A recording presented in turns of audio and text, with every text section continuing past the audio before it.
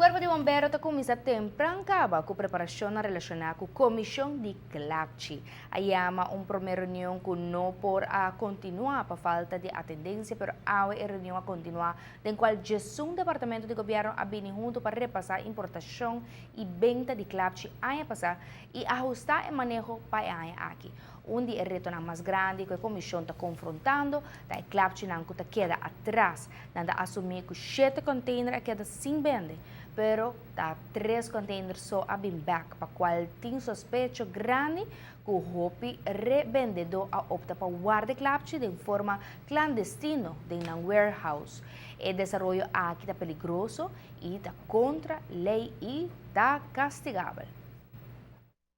Tem um departamento que forma parte da comissão, que está brandweer, KPA, DW, nós temos direção scheepvaart, direção luchtvaart, nós temos bureau-minister, nós temos volksgezondheid, nós temos APA, douane, SIGOMI e DTI. Zijn tudo.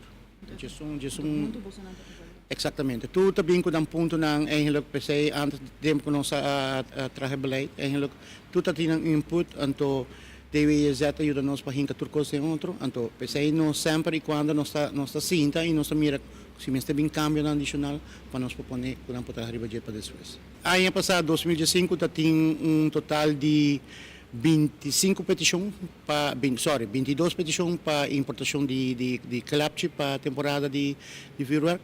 Em 4 dias ingetrokken, que tem total de 18 containers de 40 pia kadrenta com vuurwerk ano passado. E 7 restantes não que nós temos de ano anterior, que tem total de 25 containers que por agora vendi na pueblo.